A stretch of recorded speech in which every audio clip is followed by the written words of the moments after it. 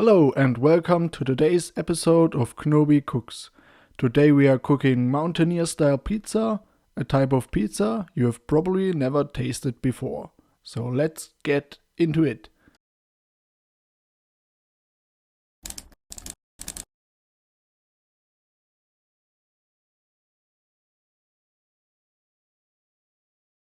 So for today's pizza you'll need a ready-made pizza dough. I've made a companion video to this video called Rustic Pizza Dough, where I show you how I made the pizza dough I'm using in this video. Go check out the video if you haven't seen it before. However, you don't have to make the exact same dough I made for this video. You can make your own pizza dough after a recipe you know, or you can buy a dough at your local supermarket. It really doesn't matter. So since I'm obviously using my dough, the first thing I'm gonna do is cut it in half, and then I roll it around in the flour I already put onto my countertop. You're gonna want to have flour everywhere on the surface of your dough. And as soon as that's the case, your pizza dough is now ready to be molded into a pizza. So for this, gently press the dough into a disc shape with both of your hands. And in this video I'm using a rolling pin to stretch out the pizza dough into its final pizza shape. If you ask me, this method is just way more beginner friendly than stretching the pizza dough by hand. While stretching out your pizza dough, make sure that there's enough flour on the surface you're stretching it out. This prevents your pizza dough from sticking to the surface, and if that happens, in the next step it will most likely tear in some place, which you want to avoid, because if that happens you will have to start over again.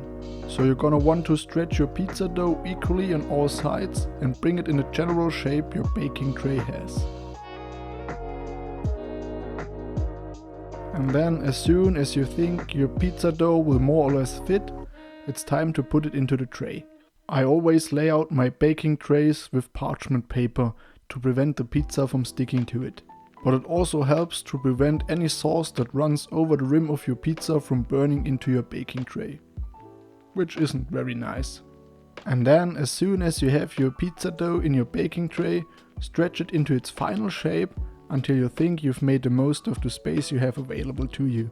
Since my recipe and the amount of ingredients I listed calls for 2 pizzas, well, here goes the second pizza dough. But now you of course already know how to proceed. Simply repeat all of the previous steps for the second pizza dough. This time around I had too little flour on my countertop. That's why my pizza dough got stuck to it and teared in some place. So if you're using this method with the rolling pin, I advise you to rather use too much flour than too little, otherwise you may need to repeat some of the steps. And for all of you out there who prefer to stretch their pizza dough by hand, more power to you, you can do it your way too. And now our second pizza dough is basically ready, so let's put that one in the baking tray too, stretch it into its final form. So now that we've got both of our pizza doughs ready, there are basically 2 ways to proceed from here. The first option is to cover your pizza doughs with a towel or something else and let them rise again. The second option, which I prefer, is pre-baking your pizza dough while preheating your oven. This way your pizza dough will be extra crispy later on. And now on to the second phase. We've got our mountain cheese right here, our cream cheese with our cream already pre-mixed, and we have also got our sliced smoked ham, some spices and the spring onions. However, those can wait a little longer, we will only need them later on. Okay, now let's handle the first of our topping ingredients, the cheese. I've got a large slab of mountain cheese right here. First I will dice it into rough dices and afterwards blend it. This will make it easier to spread on the pizza later on.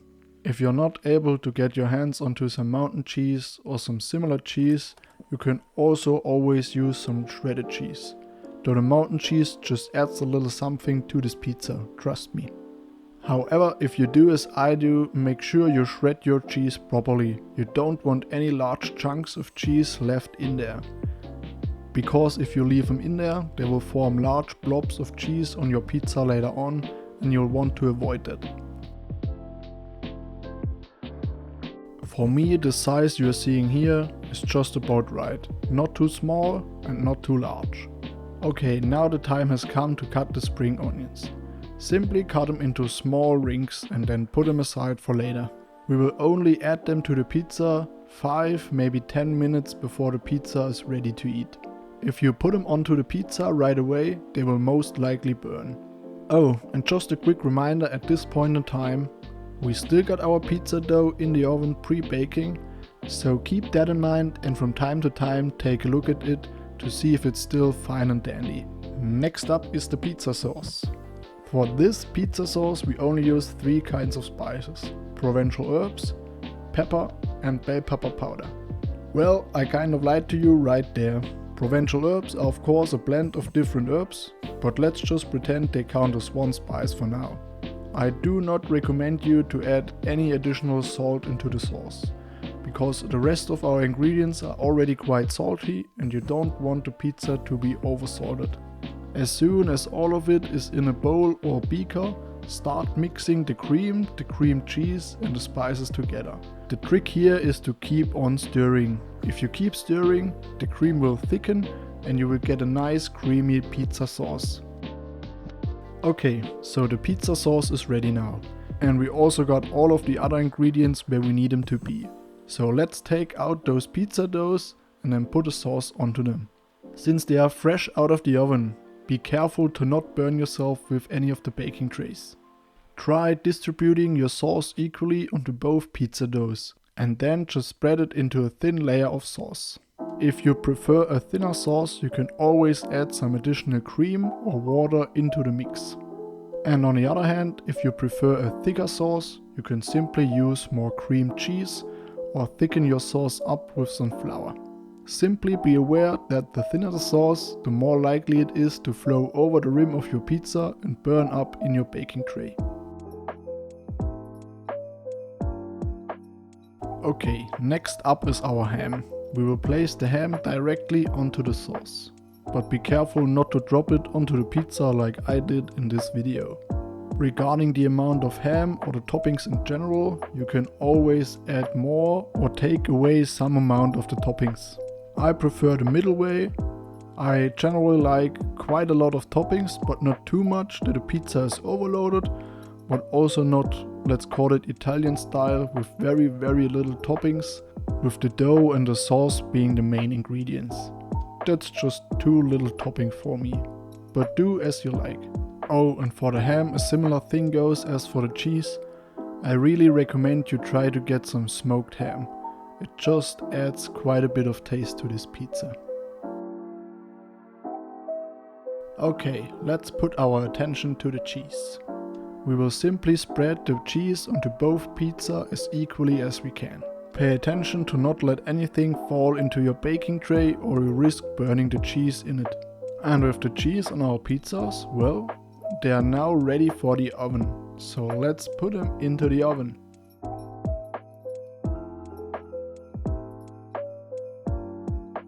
Oh, and I've once again forgotten to tell you at which temperature and at which mode I'm baking my pizza at. I really need to remember that stuff way better. My oven is set to top and bottom heat. And I'm baking my pizza at 200 degrees Celsius for now, and that corresponds to 392 degrees Fahrenheit. So now that we've cleared things up, let's put the pizza into the oven. In the first stage, I let them bake for about 10 to 15 minutes. As soon as that time has passed, I will swap out the baking trays to let the pizzas bake more equally. If you happen to have a pizza stone and you know how to use it, you can also use that one for baking your pizza on. I sadly don't own one, that's why I'm using these baking trays. Here I'm already switching on the air circulation. This is a little bit premature. I probably should have let the pizza bake for another 5 minutes. Afterwards you will see me swapping the pizzas out again. This is simply owed to the fact that my oven is not the best one when it comes to even heating. And therefore, if your oven is better at that, you may refrain from swapping out your pizza every 10 minutes or so and simply let it bake. After 15 minutes I've taken out the pizzas, and boy do they already look gorgeous. Since I won't be baking them for much longer, I will now put on the spring onions so they will start baking too. Here too, simply try spreading them equally onto both pizzas. After that, we are at the final stage of pizza baking. You can now put the pizzas back into the oven and just have to show a little bit more patience. I like to bridge the time when the pizzas are baking with doing the dishes. That way most of your utensils will already be clean after you have eaten, and you can basically lay down for a digestion nap. If you have any special pizza recipes, let me know down below in the comments. I'm always on the hunt for new pizza recipes, and I've got quite a few of them myself. So if you have liked this pizza video so far, stay tuned for more to come on Knobi Cooks. Sadly here, if you paid attention, you noticed that I only baked my pizza for about 8 more minutes. That was maybe just 3 to 5 minutes shy for the perfect pizza. Nevertheless, take a look at those 2 pizzas. And I have to say, boy, do both of them look tasty. So, depending on how crusty you like your pizza, I recommend you leave it in the oven for a little longer. But if you're not into super crusty pizza, this pizza right here might just be the right thing for you. So, let's cut it up and the pizza is ready to be served. And with that, we have reached the end of another episode of Knobi Cooks. I hope you enjoyed today's episode. And in case you have made this pizza yourself, let me know down below in the comments how you liked it. This is Knobi, and I will see you in the next one.